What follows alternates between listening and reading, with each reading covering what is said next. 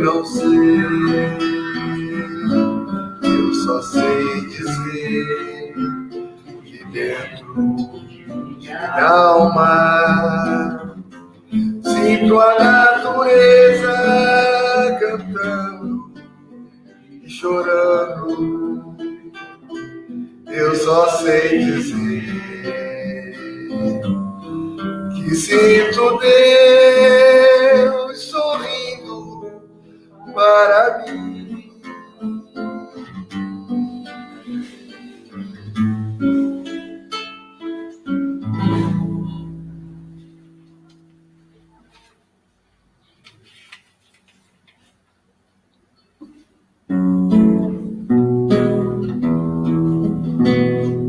Onde estiver, sei que vou caminhar com você, meu irmão, meu amigo. Seja na terra ou nas águas do mar, na pureza atuar com você, amigo. Onde estiver, sei que vou caminhar com você, meu irmão, meu amigo. Na escuridão, sei que a luz vai voltar, sei que o sol vai brilhar em você, amigo.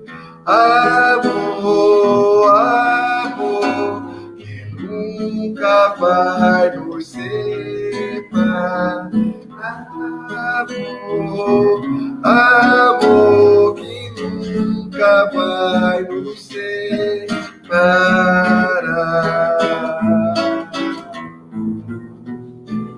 Onde estiver, sei que vou caminhar com você, meu irmão, meu amigo. Seja na terra ou nas águas do mar, na pureza atuar com você, amigo.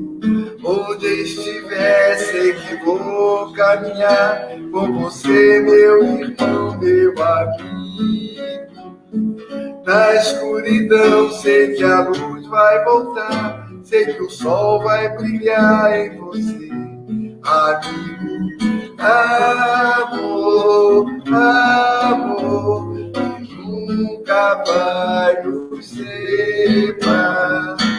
Amor, amor, que nunca vai nos separar.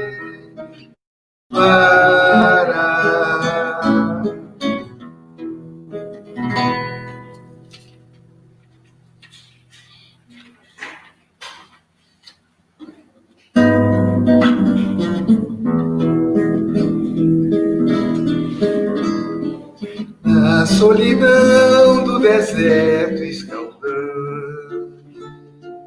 um peregrino caminha em treva densa. É Paulo em pranto, a luz da nova crença. Seus olhos tristes envoltos em negro véu, em vão procura a luz do céu. Ante a visão na estrada deserta, seu coração se inflamou de um novo alento.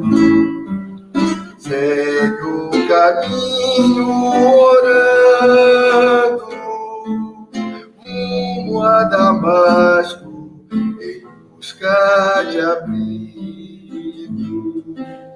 E com ternura esperando,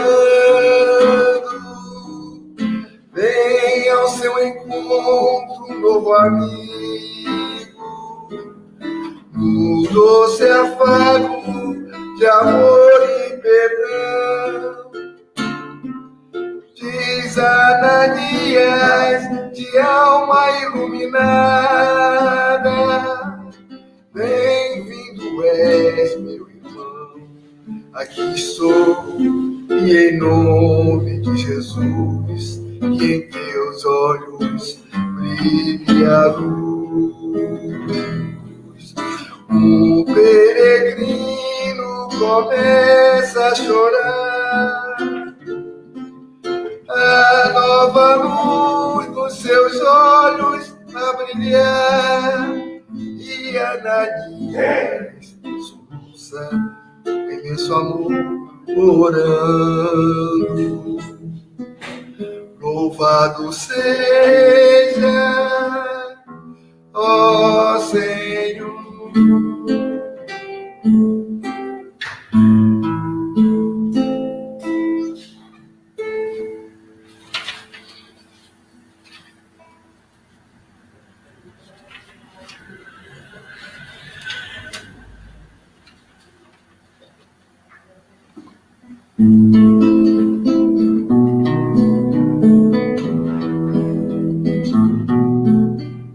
Ó vinde, bom amigo, amado benfeitor,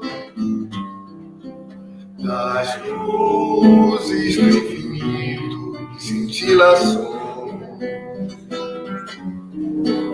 Ó vinde amenizar a nossa grande dor, expandir de mancheia as consolações. Bezerra de Menezes, servo do Senhor,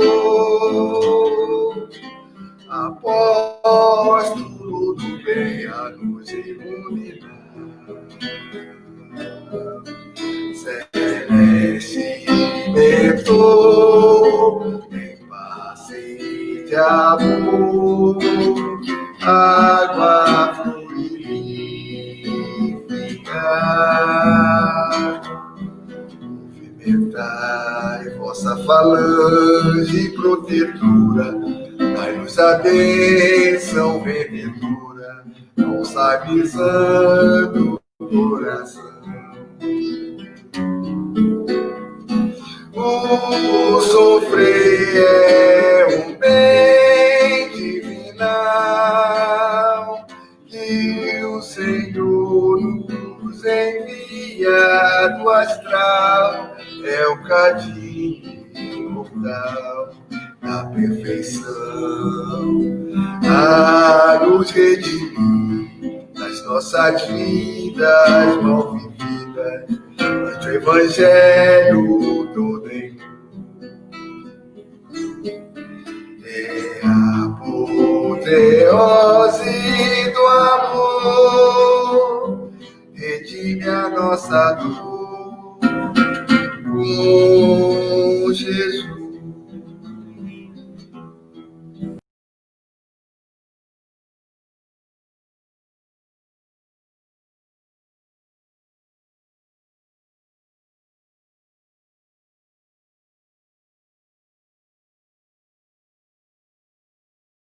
A nossa sala virtual para mais uma tarde de estudos, hoje com o nosso amigo Padre Vladimir, que é da nossa casa.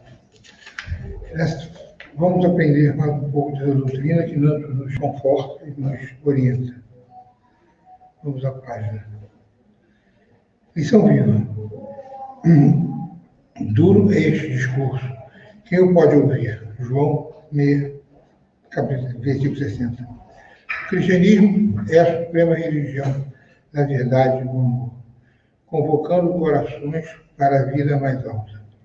Em vista da religião traduzir religamento, é primordial voltarmos para Deus, tornando-nos ao campo da divindade. Jesus apresentou a sua plataforma de princípios imortais, rasgou os caminhos, não enganou a ninguém relativamente às dificuldades e obstáculos. É necessário, esclareceu o Senhor, negarmos a vaidade agora. Arrependendo de nossos erros, conversemos ao bem. O evangelista assinalou a observação de muitos dos discípulos. Dura é este discurso, quem o pode ouvir? Sim, efetivamente, é indispensável romper com as alianças de queda e assimilar o pacto da redenção. É imprescindível seguirmos o caminho daquele que é luz de nossas vidas. Por isso, a palavra brilhante e os artifícios intelectuais não bastam. O problema é quem pode ouvir a divina mensagem compreende o que dizemos, como Cristo e seguindo os passos que emanam do livro Verdade, Caminho, Verdade e Vida, psicografia de Francisco Chancelier.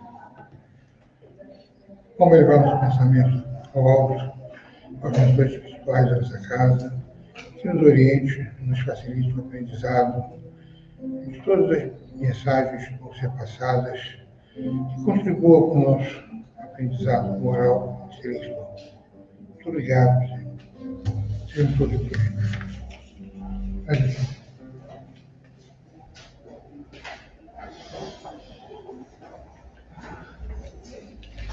Boa tarde a todos.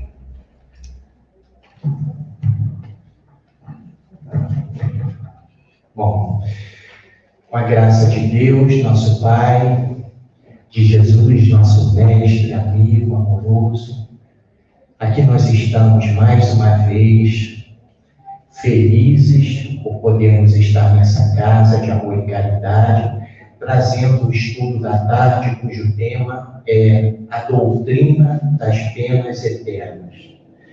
É aquela doutrina que fala das penas irremissíveis, daquelas penas sem retorno, para sempre, sem perdão. Nós temos esse assunto nas obras básicas, no Livro dos Espíritos, que poderia ser chamado de a obra-mãe, entre as obras básicas, né? Nas questões 1004 a 1009. E temos também nesse livro O Céu e o Inferno, capítulo 6, cujo tema é a doutrina das penas eternas. Então, o capítulo 6 do livro O Céu e o Inferno, de Allan Kardec, é destinado a esse tema. Então, nós temos, segundo os historiadores, segundo eles, essa ideia das penas eternas, das penas irremissíveis, começaram no século VI, com Santo Agostinho, né? Mas somente no século XV a Igreja adotou de uma forma oficial essa doutrina. No capítulo 6, como eu falei, do Céu e Inferno, Allan Kardec começa dizendo que essa doutrina, ela perde terreno a cada dia. Que, segundo ele, não precisaríamos ser profetas para prever o fim próximo dessa doutrina, dizendo que a cada dia ela vai se tornando mais desacreditada. E vocês veem, né, esse livro, O Céu e o Inferno, o copyright dele, o lançamento é de 1º de agosto de 1865. Vocês vejam, então, que Allan Kardec e os espíritos já dizem para nós, desde 1865, que essa doutrina, ela estava perdendo terreno e o fim dela era próximo. E agora, muito próximo nos nossos dias, temos isso aí poucos meses atrás, o Papa Francisco acaba de revogar essa doutrina, dizendo que a Igreja não condena para sempre. Numa cerimônia solene, onde o Papa discursava para os novos cardeais, ele disse que o castigo do inferno com o qual a Igreja atormenta os seus fiéis não é para sempre. E diz mais, segundo o Papa Francisco, no DNA da Igreja de Jesus não tem penas para sempre, penas sem perdão, castigos eternos. Então, até a própria Igreja Católica já revogou essa doutrina.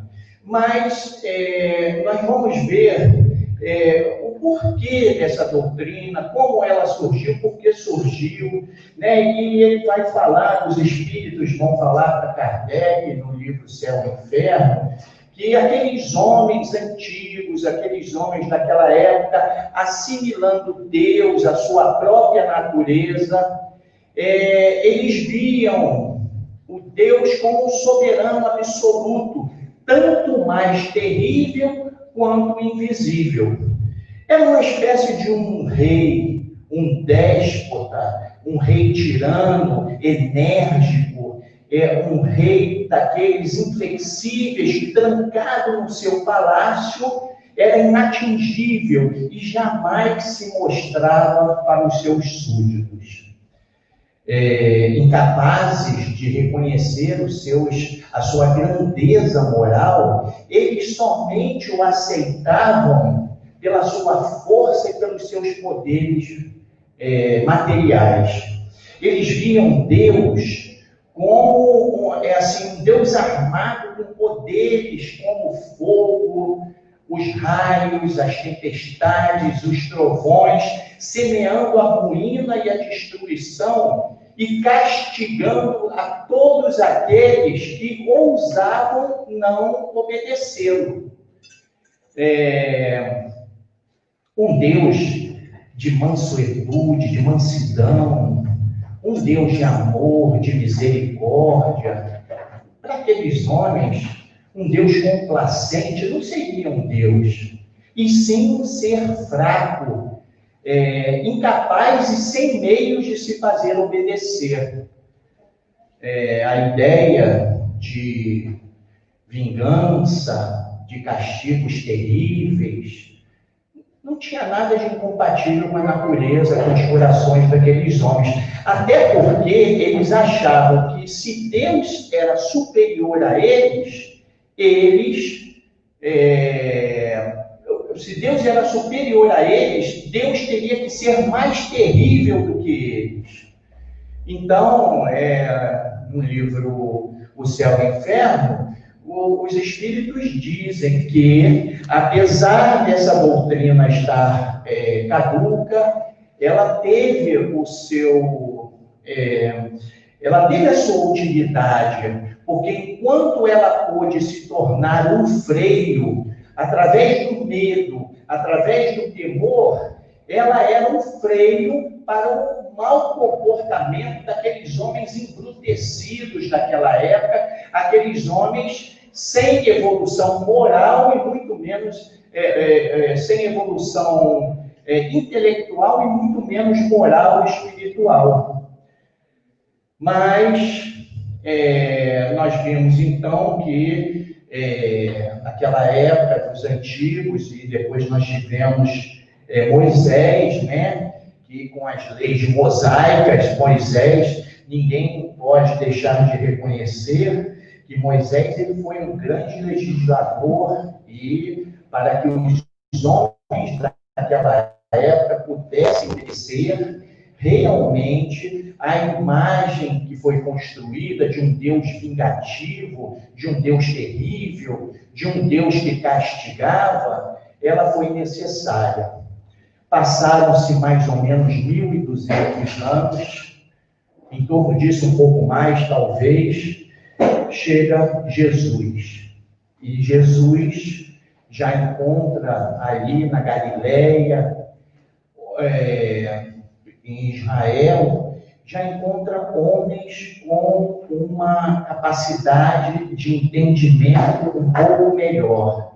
E enquanto aos antigos era dito olho por olho, dente por dente, Jesus já pôde ensinar para os homens daquela época, que, por exemplo, nós temos no Evangelho de Mateus, no capítulo 5, quando ele diz: aprendestes que foi dito, amareis aos vossos irmãos e odiareis os vossos inimigos. Eu, porém, vos digo, amai os vossos inimigos, fazei o bem àqueles que vos odeiam, e orai por aqueles que vos perseguem e caluniam.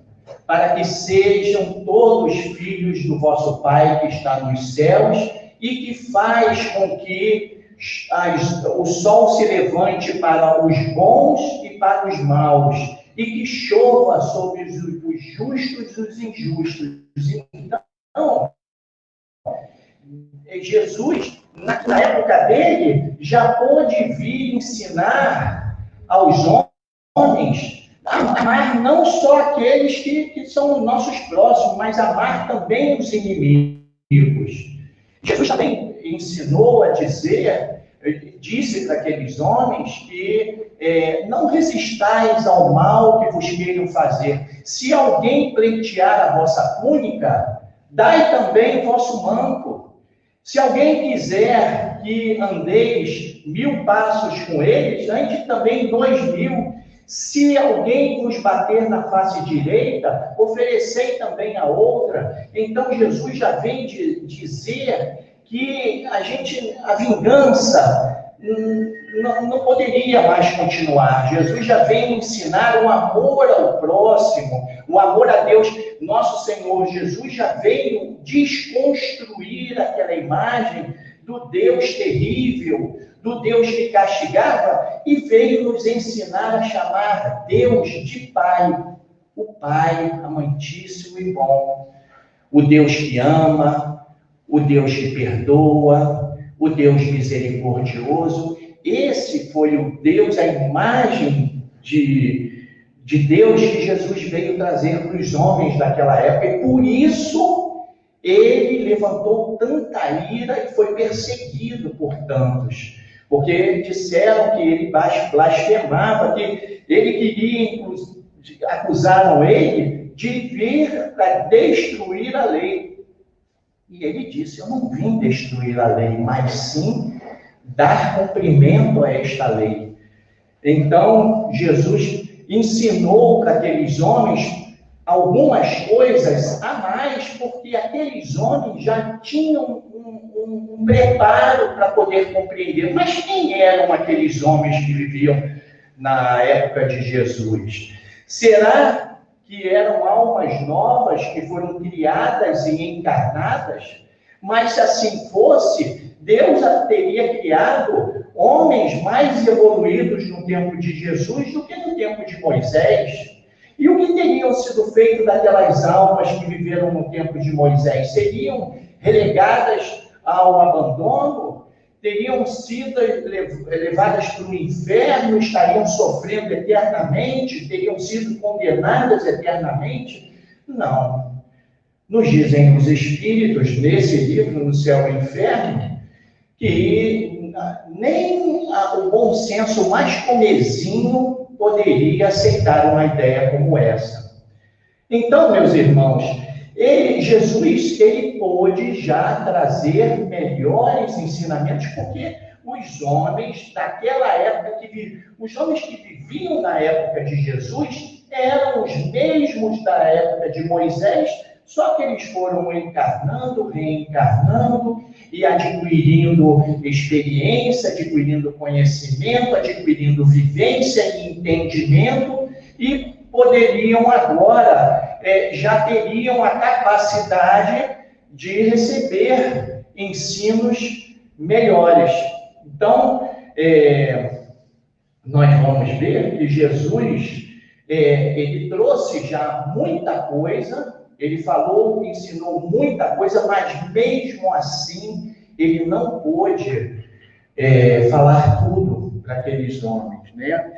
Ele disse: muitas outras coisas vos diríeis, se estivesseis em condições, em estado de as compreender. Eis porque vos falo por parábolas, porque vendo não veem, e ouvindo não escutam e nem compreendem. Então, Jesus, ainda assim, ele teve que ensinar muito por parábolas, de uma forma figurada, para que aqueles homens compreendessem, e muitos mistérios sobre a vida futura, muitos ensinamentos sobre a vida espiritual, ele não pôde trazer aos homens. Não, então, dessa forma, a gente vê que nós tivemos aqueles homens antigos que, por conta da sua natureza, eles assimilavam um Deus de acordo com o entendimento deles. Depois já vem Jesus falando aos homens sobre Deus, sobre essa situação dos castigos, dos deveres morais, dentro da sua possibilidade. E agora nós temos, passaram-se da vinda de Jesus mais 2000 e poucos anos, e aqui nós estamos, homens e mulheres da época de Moisés, homens e mulheres da época de Jesus, que encarnamos, reencarnamos, passamos por diversas experiências, por diversas existências, e aqui nós estamos agora em condições de compreender com um pouco mais de profundidade os ensinamentos que a doutrina espírita, o Consolador Prometido, vem trazer até nós. E o que a doutrina espírita vem falar para nós sobre essas penas, sobre esses castigos eternos que tanto atormentaram os homens, né? Aquela coisa de estar condenado para sempre no fogo do inferno, né? Que amedrontava, que causava tanto temor, tanto pavor aos homens. Então, na questão 1004 do Livro dos Espíritos, Kardec vai perguntar para os espíritos assim: em que se baseia a duração dos sofrimentos do culpado? Ou seja, em que se baseia a duração dos sofrimentos dos espíritos? E os espíritos respondem, vejam bem que resposta: no tempo necessário ao seu melhoramento. Começam assim essa resposta. Depois eles continuam: sendo o estado de sofrimento ou de felicidade proporcionais ao grau de purificação do espírito, a duração e a natureza de seus sofrimentos dependerão do tempo em que ele gaste em se melhorar. À medida que ele progride, segundo os espíritos ainda, à medida que ele progride e depura seus sentimentos, diminuem e mudam a natureza dos seus sofrimentos. Então, vocês veem que os espíritos vêm dizendo para nós que o sofrimento, a duração e a natureza, a intensidade desses sofrimentos vai depender de nós, do tempo necessário para o nosso melhoramento. Por quê? Veja bem, aí a gente precisa começar a desconstruir a ideia do castigo. Porque todas as dificuldades que nós passamos hoje é um convite, ou melhor dizendo, uma oportunidade que estamos recebendo de nos melhorar. Nós que erramos por ignorância ou por descumprimento das leis divinas, fizemos coisas que não deveríamos errar, agora estamos tendo novas oportunidades para a nossa reeducação. Então, os espíritos já começam dizendo que a duração dessas provas e a natureza dessas provas vão depender do tempo que nós vamos gastar para se melhorar. Por quê? Porque quanto mais tempo a gente se conscientizar dos nossos erros, nos arrependermos, mas um arrependimento sincero, e começarmos a trabalhar pelo nosso melhoramento, pela nossa evolução, menos vamos sofrer. Mas aqueles que por teimosia, por rebeldia, cismam em permanecer no erro, esses só vão fazer uma coisa: prolongar os seus sofrimentos. Na questão seguinte, ou melhor dizendo, essa foi a questão 1004 do Livro dos Espíritos.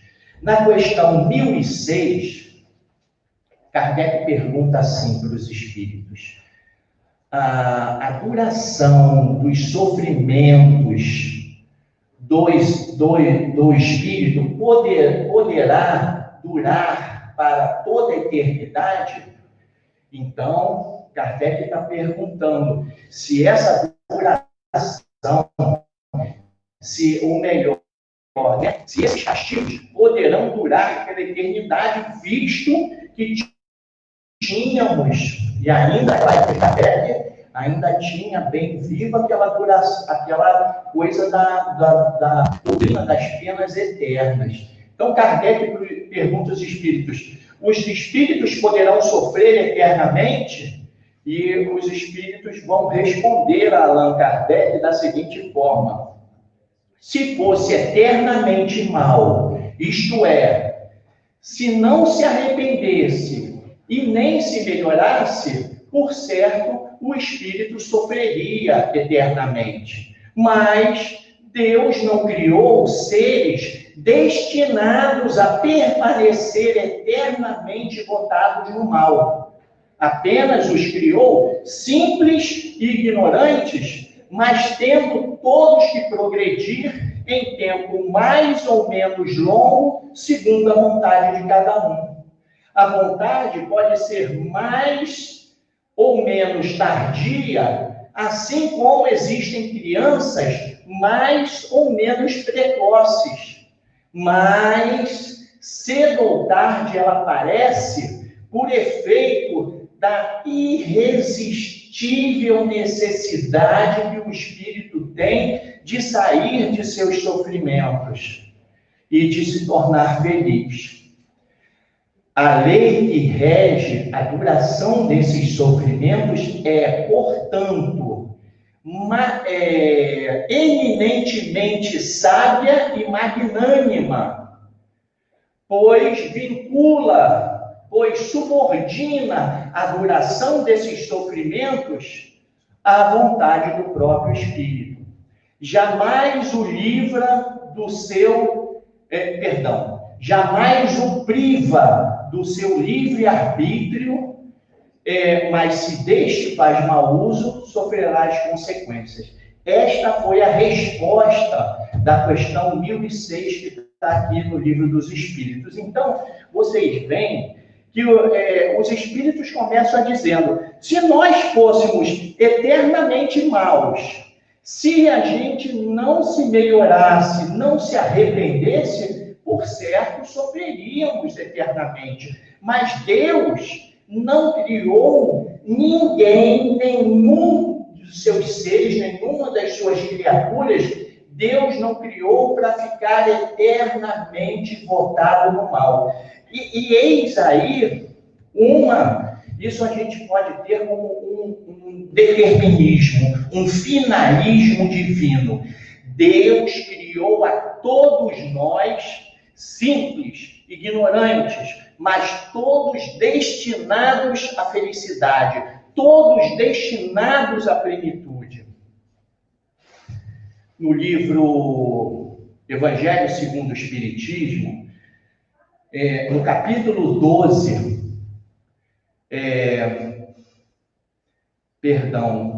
não é no capítulo 12, é no capítulo 11, amar o próximo como a si mesmo. No item 9, o Espírito Fêmea fala assim: o amor é de essência divina, e todos nós, do primeiro ao último, tendes no fundo do coração a centelha dessa chama divina. Então, todos nós temos dentro de nós a essência de Deus.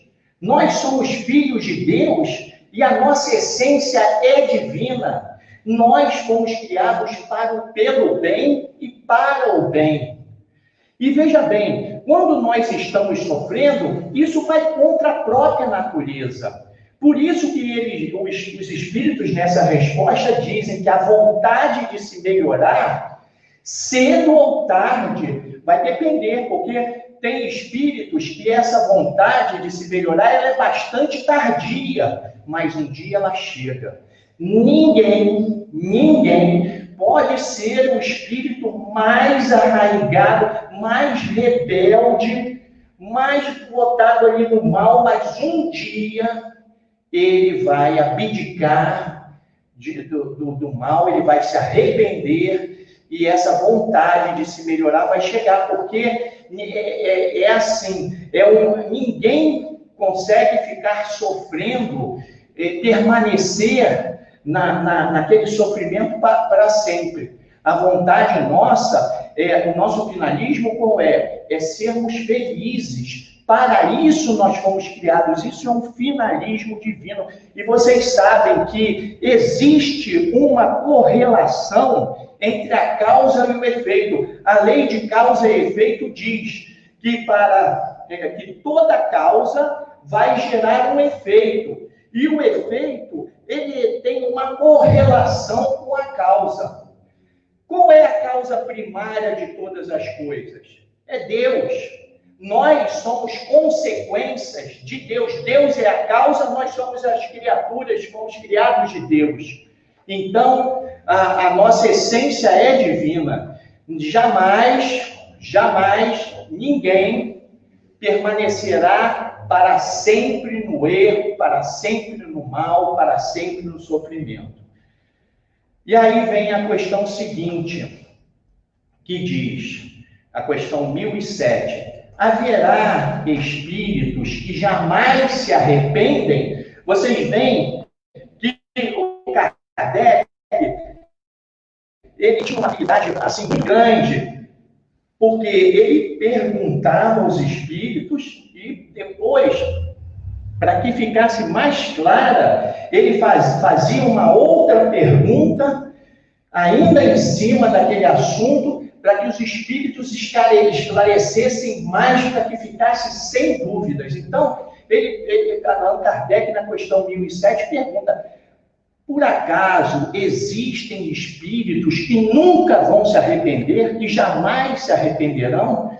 E os espíritos respondem da seguinte forma, existem aqueles cujo sofrimento, existem aqueles cujo arrependimento é muito tardio, mas pretender-se que jamais se melhorarão, seria negar a lei do progresso e dizer que a criança não pode se transformar em adulto. Então, vocês veem que os espíritos dizem que o arrependimento, em alguns, porque o arrependimento vai depender de cada espírito. Tem espíritos que realmente são muito teimosos. E nós vemos isso todos os dias nas reuniões mediúnicas. Tem outros que, com mais, vamos assim dizer, mais rapidamente se conscientizam do erro e se arrependem. E outros ficam ali obstinados no mal. Mas enquanto eles estão obstinados no mal, eles estão em sofrimento. Nós temos lá na questão 614 do Livro dos Espíritos, quando Allan Kardec, eu cito sempre essa pergunta, porque essa pergunta está bem de acordo com o que nós temos estudado, os palestrantes, nós temos falado sobre as leis morais. E na questão 614, Kardec pergunta o que é lei natural. E os espíritos dizem que lei natural é a lei divina, a única e verdadeira para a felicidade do homem. Ela diz o que a gente deve e o que não deve fazer, e só seremos infelizes se dela nos afastarmos. Então, na questão 621, Allan Kardec pergunta, e aonde estão essas leis? Na consciência. Então, olha aqui, nós temos a chama, a centelha divina dentro de nós, nós temos a essência de Deus dentro de nós, nós temos as leis divinas, só que, muitas vezes, quando a gente se desvia dessas leis, o que acontece? A gente, vamos assim dizer, primeiramente, antes de qualquer coisa, um descumprimento à lei divina é você macular, é você ferir a tua própria consciência. Porque você está indo contra as leis divinas, está indo contra a sua consciência. Então, primeiro você vai ter que se ressarcir. Você vai ressarcir depois a quem você prejudicou, o universo. Mas primeiro você tem que se acertar com a sua consciência. Por quê? Porque quando você se desvia da lei, você sofre. Você sofre. Os espíritos dizem que a lei divina é a lei para a felicidade do homem. E ele sofrerá se ele se desviar dessa lei. Então, quando cometemos erros, quando cometemos infrações a essa lei, nós sofreremos. E o tempo do sofrimento vai depender de nós. Até que a gente queira, vamos assim dizer, jogar o chapéu, não concordar, eu errei, tenho que me melhorar, tenho que mudar. Nesse mesmo livro, No Céu e Inferno, no capítulo 7, nós estamos no capítulo 6, fala da doutrina das penas eternas. E no capítulo 7, do Céu e Inferno, tem lá código moral, código penal das penas futuras, né? Então, lá no capítulo 7, item 16, está lá assim, que muito embora o arrependimento seja muito importante, seja o primeiro passo, mas esse arrependimento, por si só, ele não basta. Para que o espírito se reabilite diante das leis divinas, existe um processo. A primeira etapa é o arrependimento sincero, não aquele arrependimento da boca para fora. Aquele arrependimento quando tem sinceridade, quando você, por si próprio, você enxerga que você está sofrendo, você enxerga que você errou e você quer se redimir, você quer se melhorar. E Deus deixa sempre uma porta aberta aos seus filhos arrependidos. Então, vocês veem que essas leis de Deus, elas têm nuances. Essas leis, elas têm detalhes. Por quê? Nós sabemos que Deus é soberanamente justo e bom. Ele é justo, as leis dele são perfeitas, mas ele é bom, ele é amor. Só que nós não conseguimos mensurar a grandeza, ainda não conseguimos mensurar a grandeza do amor de Deus. E o amor de Deus vai nos dar tantas oportunidades quantas forem necessárias para o nosso arrependimento, para o nosso aprimoramento. Então, o arrependimento seria, no processo de reabilitação do espírito, o primeiro passo. O segundo passo seria a expiação. Eu fiz aquele sofrer, agora eu vou para me reeducar. Eu vou passar por aquela situação para mim aprender o que eu fiz para o outro, para que eu me melhore, para que eu já me arrependi, agora vou me reeducar. E o terceiro passo seria a reparação do mal. A reparação seria você fazer para o outro aquilo que por exemplo, quando você prejudicou aquela pessoa, tornou aquela pessoa desgraçada, infeliz, enfim, você agora vai trabalhar para devolver a felicidade a quem você fez mal. Então vocês veem, meus irmãos, que sem querer julgar e muito menos condenando a nenhuma religião, mas se arrepender é mais que levantar o braço e dizer eu aceito Jesus e eu vou estar salvo. Ou então eu vou no confessionário, rezo tantos Pai Nossos e tantas Ave Marias e meus pecados estão perdoados. É muito mais do que isso, é complexo. A doutrina espírita nos diz que para a gente cometer erros, para a gente se desviar das leis divinas, às vezes basta uma fração de segundos. Mas para mim, vamos assim dizer, me reabilitar perante essas leis, às vezes demora muito tempo. Agora, essas leis dizem, a doutrina espírita diz, que esse tempo ele é relativo, só depende de nós. Ou seja, quanto mais eu trabalho, quanto mais eu me esforço, aí vou voltar novamente mais uma pergunta, a pergunta 909 do Livro dos Espíritos. Poderíamos nós, pelos nossos próprios esforços, nos melhorarmos? Aí os Espíritos dizem sim, e com esforços, às vezes, muito menores do que vocês imaginam. Mas o que vos falta é a vontade de se melhorar, né? E aí ele diz que tão quão pouco de vós são aqueles que se esforçam. Então, nós não estamos aqui para passar férias. Nós não estamos aqui para o deleite, para os gozos mundanos, para os prazeres da materiais. Nós estamos aqui a trabalho. Nosso trabalho é o nosso melhoramento, é a nossa reforma íntima. As dificuldades aparecem para a gente, as provas todos os dias aparecem, mas Deus também deu para nós recursos, porque nenhum de nós reencarna para passar por situações que nós não tenhamos nos preparado no mundo espiritual. A gente se prepara para tudo aquilo que a gente vai passar aqui. E Deus concede a nós todos os recursos que nós necessitaremos para triunfar, para aprender, para se melhorar, para se reeducar.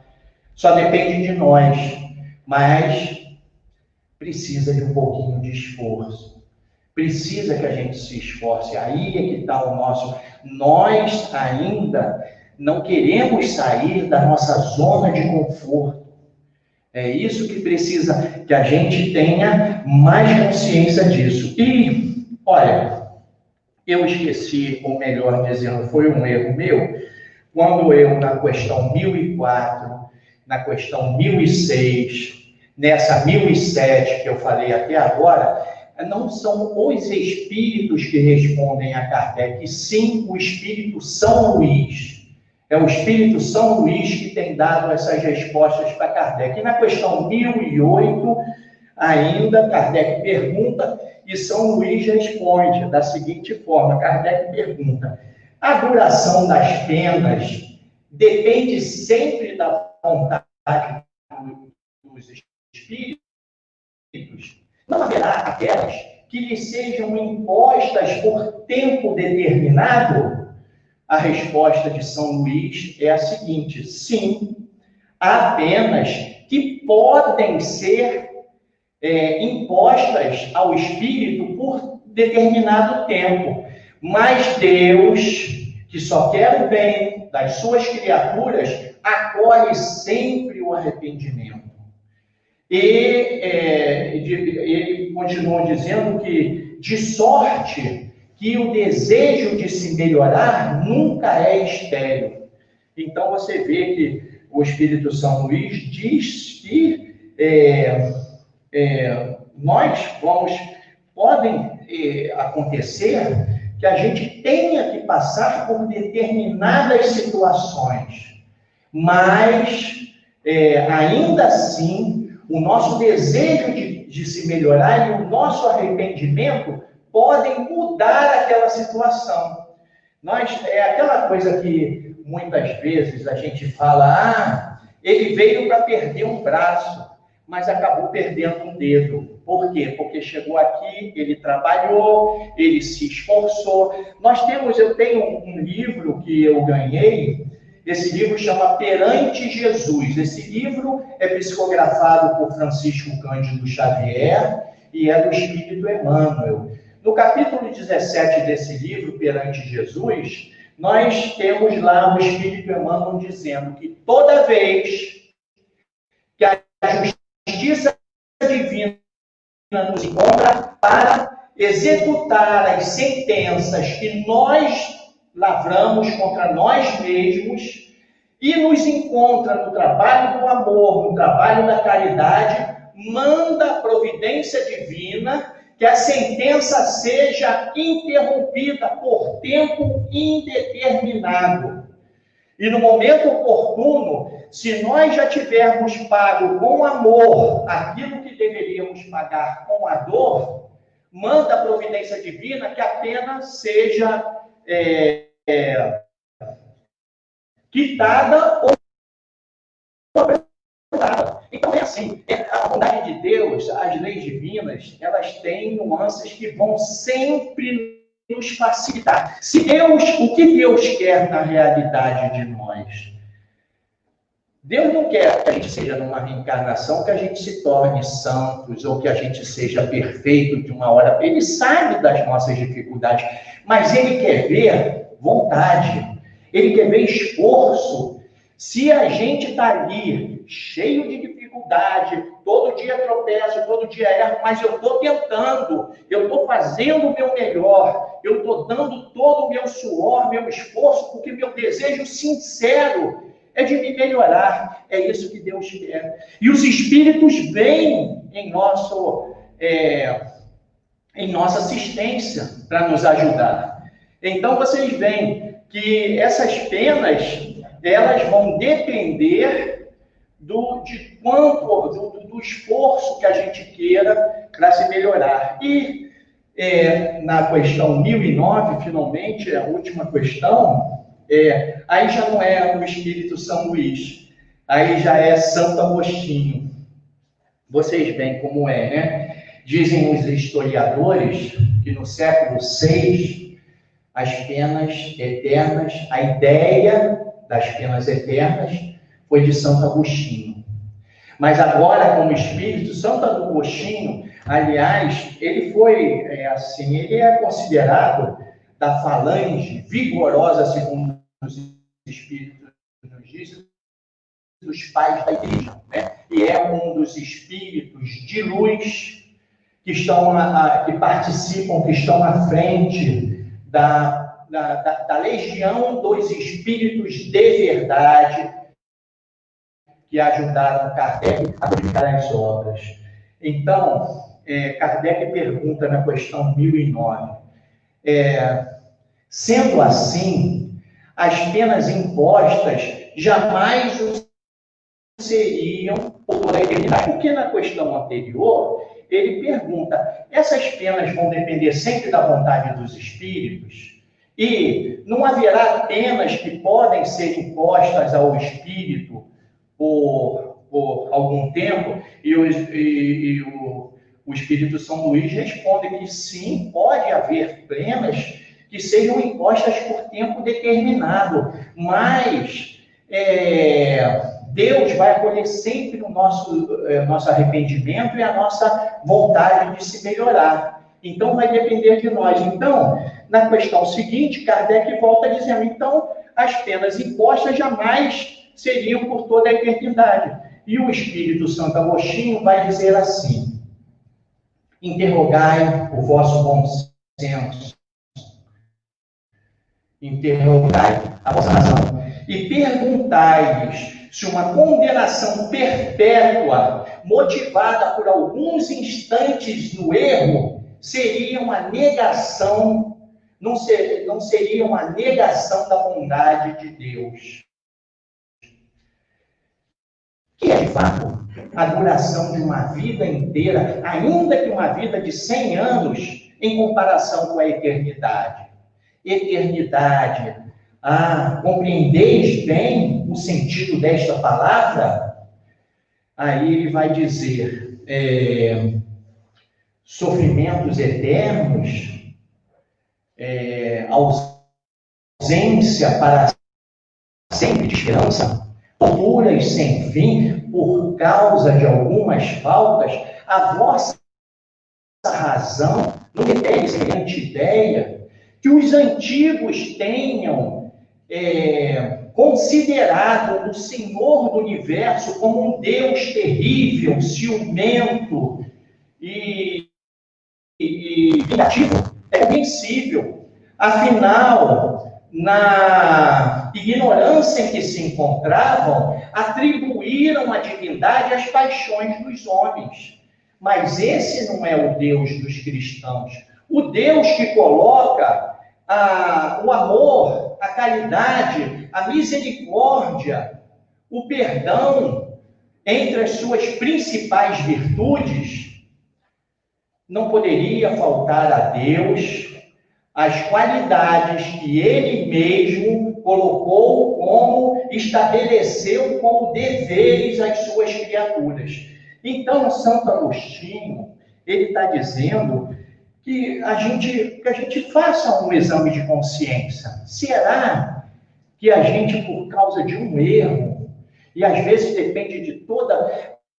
Você vê que existem criaturas que estão, dependendo do momento, da situação, do meio em que elas estão, é muito fácil para elas pisarem em falso e cometerem erros.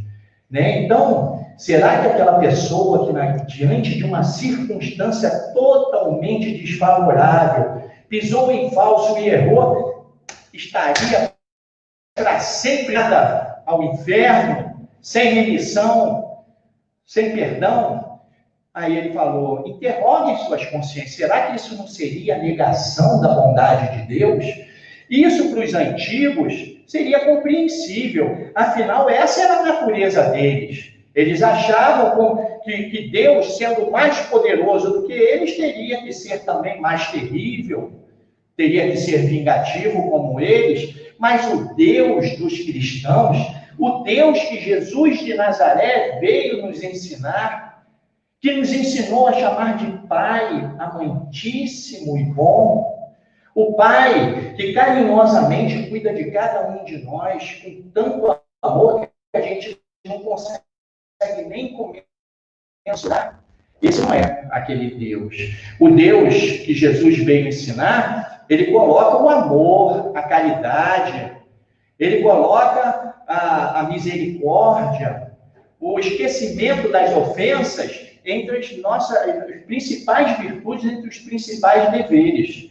Então, realmente, a gente vê a doutrina espírita vem para desmistificar, porque é assim uma coisa que sempre me chamou a atenção, desde que eu resolvi começar a estudar a doutrina espírita. Eu já estudo a doutrina espírita há alguns anos, e eu cada vez fico mais deslumbrado, porque existe todo um encadeamento. A doutrina espírita, ela está assentada na lógica, na razão, né? E é por isso que, apesar de muitos, nesses anos que a doutrina espírita é uma doutrina nova, muitos tentaram, de várias formas, né, derrubar os postulados da doutrina, mas até agora ninguém conseguiu.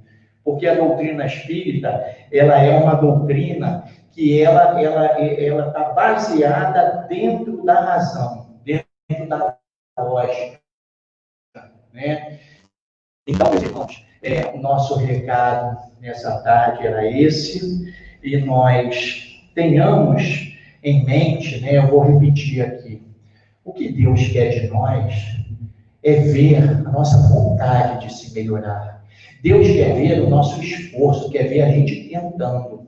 Nós estamos aqui, e esse tempo que nós estamos aqui é um tempo tão curto, né? A gente tem que, assim, aproveitar com bastante intensidade, porque é um tempo precioso. A reencarnação é uma oportunidade muito preciosa. Nesse exato momento em que nós estamos aqui reencarnados, existem uma fila de espíritos aguardando, muitos há bastante tempo, para receberem a oportunidade de se redimirem, de se melhorarem, de aprenderem. Então vamos aproveitar, porque Deus nos concedeu todas as bênçãos, todos os recursos que nós precisamos, né? Na verdade, quando a gente faz as nossas preces para Deus todos os dias, para Jesus, a gente tem que se conscientizar cada vez mais que nós temos muito a agradecer e pouco, muito pouco ou quase nada a pedir. Nós já temos tudo o que precisamos para sermos felizes. Muita paz, que Jesus abençoe a todos. Muito obrigado. Vou então tomar uma água para a gente fazer a nossa prece, encerramento.